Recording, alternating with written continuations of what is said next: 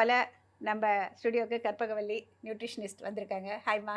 Hi ma'am, எப்படி நல்லா இருக்கீங்க? இருக்கியா? நல்லா இருக்கேன் மேம், தேங்க்யூ. அதாவது இப்போ ரீசெண்டாக நான் பார்க்குற வரைக்கும் ரொம்ப சின்ன குழந்தைங்களுக்கே வந்து சர்க்கரை வியாதி வருது. அதாவது டயபெட்டிஸுங்கிறது வந்து அவ்வளோ காமனாக இருக்குது நம்ம நாட்டில். அந்த சர்க்கரை வியாதி ஏன் வருது? அது வராமல் இருக்கணுன்னாக்கா அவங்க எப்படி ப்ரெக்னென்ட்லேயே வந்து கேர் எடுத்துக்கணுமா, இல்லை குழந்தை பிறந்ததுலேருந்து அவங்களுக்கு கொடுக்குற ஃபுட்டில் வந்து நல்ல கேர் எடுத்துக்கணுமா? அது மாதிரி விஷயங்களை ஷேர் பண்ணால் நல்லா இருக்கும்னு நினைக்கிறேன். நிச்சயமா பேசலாம் மேம். ஸோ நீங்கள் சக்கரை வியாதின்னு சொல்லும்போது 2 வகையான டைப் இருக்குது மேம். டைப் 1ன்னு சொல்லுவாங்க, டைப் 2ன்னு சொல்லுவாங்க. ஸோ டைப் 1ன்னு சொல்லும்போது இது அம்மா அதுலேருந்து பாஸ் ஆகிறது, பிறக்கும் போதே ஒரு குழந்தைக்கு வந்து டெவலப் ஆகிறது அப்படிங்கிறது வந்து டைப் 1. ஸோ இதை வந்து பெருசாக நம்ம அவாய்ட் பண்ணுறது வந்து பாசிபிள் கிடையாது. அது வந்து அவங்களோட மதரோட கேர்லேருந்து. ஸோ இப்போ டைப் 2 அப்படிங்கிற சக்கரை வியாதி அப்படின்னு சொன்னோன்னா, டயபெட்டிஸ் வந்து ரொம்ப காமனாக இப்போ இருக்கிற ட்ரெண்டிங் பாப்புலேஷனில் ரொம்ப ஜாஸ்தியாக நாங்களுமே கேசஸ் பார்க்குறோம். டைப் 2 அப்படிங்கிறது வந்து ஒரு வயசுக்கு அப்புறம் டெவலப் ஆகிற இது வியாதி. ஓகேங்களா? ஸோ இது வந்து பொதுவாக ஒரு 20 இயர்ஸ்க்கு மேலே 30 இயர்ஸ்க்கு மேலே அப்படிங்கிறதெல்லாம் தாண்டி இப்போது 12 இயர்ஸ் கிட்ஸில் இருந்து 10 இயர் கிட்ஸ்லக்கெல்லாமே வந்து டயபெட்டிஸ் வந்து வர ஆரம்பிச்சிருச்சு. இதுக்கு ரீசன் என்ன அப்படின்னு பெருசாக ஒன்றும் இதெல்லாம் ரிசர்ச் பண்ணுறதுக்கெலாம் எதுவுமே இல்லை. கம்ப்ளீட்டாக லைஃப் ஸ்டைல் தான். ஸோ லைஃப் ஸ்டைலுன்னு சொல்கிற போது சாப்பிட்றது அண்ட் வந்து உடற்பயிற்சி, எக்ஸசைஸ், இது ரெண்டுமே வந்து சரியான இதில் இல்லை அப்படிங்கிறது தான். ஸோ சாப்பிட்றது அப்படின்னு சொல்லும் போது எல்லாருக்கும் தெரிஞ்ச மாதிரி ஜங்க் ஃபுட் நிறைய எடுத்துக்கிறது, நிறையா ஸ்நாக்ஸ் எடுத்துக்கிறது இதெல்லாம். அண்ட் உடற்பயிற்சின்னு சொல்லும் போது சுத்தமாக இல்லை அப்படிங்கிறது தான். கொஞ்சம் கூட எக்ஸசைஸ் அப்படிங்கிற ஒரு விளையாடுறதே கிடையாது அப்படிங்கிறது. நிறைய ஆன்லைன் எஜுகேஷன்ஸ் நிறையா வர ஆரம்பிச்சிருச்சு, கிளாஸஸ் நிறையா போக ஆரம்பிச்சிட்டாங்க. வெளியில் போய் கிளாஸஸுமே குறைய ஆரம்பிச்சிருச்சு. வெளியில் போய் கிளாஸஸ் பண்ணுறது கூட ரொம்ப செடென்ட்ரினா எந்த ஒரு வேலையுமே பண்ணாமல் ரொம்ப உட்கார்ந்தே இருக்கிற அப்படிங்கிற ஹேபிட் வந்து குழந்தைங்களுக்கு ரொம்ப டெவலப் ஆகிடுச்சு. ஸ்போர்ட்ஸ் அப்படிங்கிறது அனுப்புறது இல்லை, டைமும் இல்லை, அதுக்கான தேவையும் இல்லை அப்படிங்கிறது பேரண்ட்ஸ் நிறைய யோசிக்கிறாங்கன்னு நினைக்கிறேன்.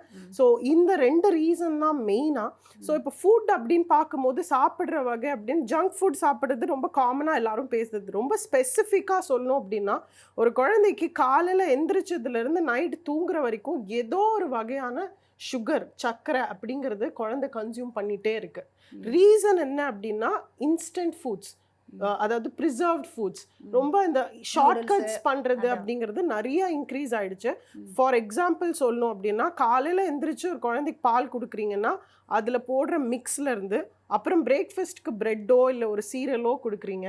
ஸோ அதுக்கப்புறம் அதுலேயும் ஒரு சுகர் இருக்குது. ப்ரெட்டுனா அதில் போடுற ஸ்ப்ரெட்டு, சீரியல்னால் சீரியலில் இருக்கிற ஒரு சுகர். அதுக்கப்புறம் ஸ்நாக் பேக் பண்ணுறீங்க, ஸ்நாக்கும் வந்து ஈஸியாக சாப்பிட்ற மாதிரி பிஸ்கெட்ஸோ சிப்ஸோ ஏதோ ஒரு இன்ஸ்டண்ட்டாக தான் கொடுக்குறோம்.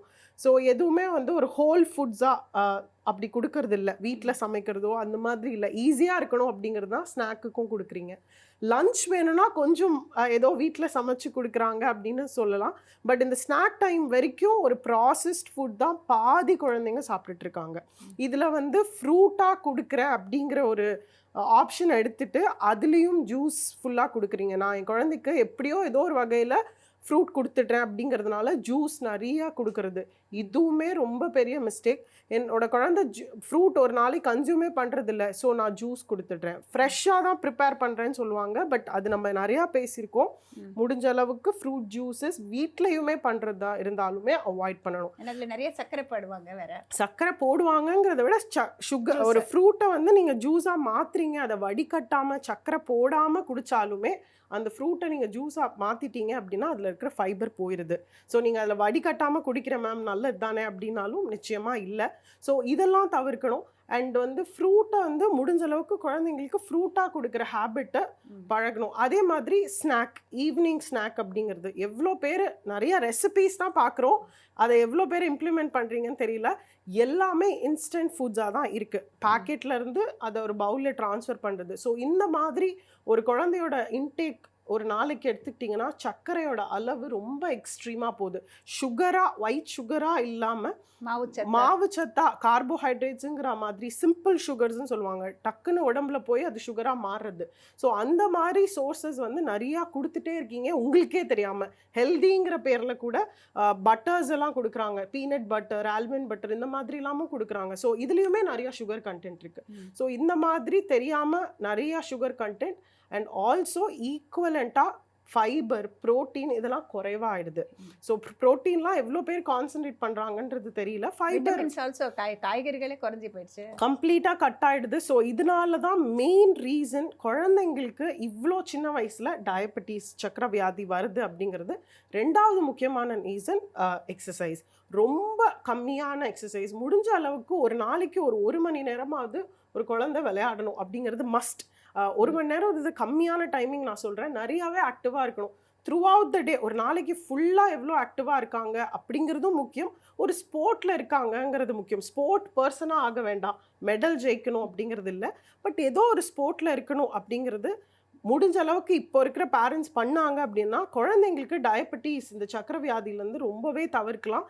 சின்ன வயசுலேயே மெடிகேஷன்ஸ், மருந்து எடுக்க ஆரம்பிச்சிட்டாங்க அப்படின்னா அது வந்து மற்ற காம்ப்ளிகேஷன்ஸ்க்கு நிறையாவே லீட் பண்ணும் மேம். ஸோ இதெல்லாம் தான் ரீசன். ஸோ இதெல்லாம் மாற்றிக்கிட்டாங்கனாலே டயபெட்டிஸ், அதுவும் சக்கரை வியாதி குழந்தைங்களுக்கு தவிர்க்கலாம். ரொம்ப கஷ்டமாகவே இருக்குது ரொம்ப குட்டி பசங்க வரும்போது. ஸோ இதெல்லாம் தான். அந்த காலத்துலலாம் பார்த்தீங்கன்னா ஈவினிங் ஸ்கூல்லேருந்து வந்தோடனே தோட்டத்தில் போய் ஓடி விளையாடுவோம். இப்போ அந்த மாதிரி கிடையாது. கண்டிப்பாக இல்லை. அப்பார்ட்மெண்ட்ஸ் இருந்தால் கூட யாரும் வந்து வெளியில் வரது கிடையாது. Plus cycling. அந்த காலத்தில் பார்த்தீங்கன்னா ஸ்கூலுக்கு வரதே வந்து சைக்கிளில் வந்து கட்டாயம் வந்து போவாங்க. அந்த cycling is the best exercise. நிச்சயமா. அதே மாதிரி இங்கேருந்து ஒரு கடைக்கு போகணுன்னா கூட நடந்து போவோம். இப்போ அது கிடையவே கிடையாது. ரொம்ப சின்ன வயசுலேருந்தே வந்து குழந்தைங்களை ரொம்ப பெட் பண்ணி வளர்க்க ஆரம்பிச்சிட்டாங்க. That is also one of the reason. நீங்கள் சொன்ன மாதிரி over caring also one of the main reason. Thanks lot Karpagavalli, ரொம்ப அழகாக எக்ஸ்பிளைன் பண்ணீங்க. நிறைய இன்ஃபர்மேஷன் ஐ திங்க் எல்லாருக்கும் நல்லா ரீச் ஆகும்னு நினைக்கிறேன். தொடர்ந்து அடுத்த வாரமும் இன்னும் நிறைய கேள்வியோட உங்களை சந்திக்கிறேன். Okay, thank you so much. Okay, thank you.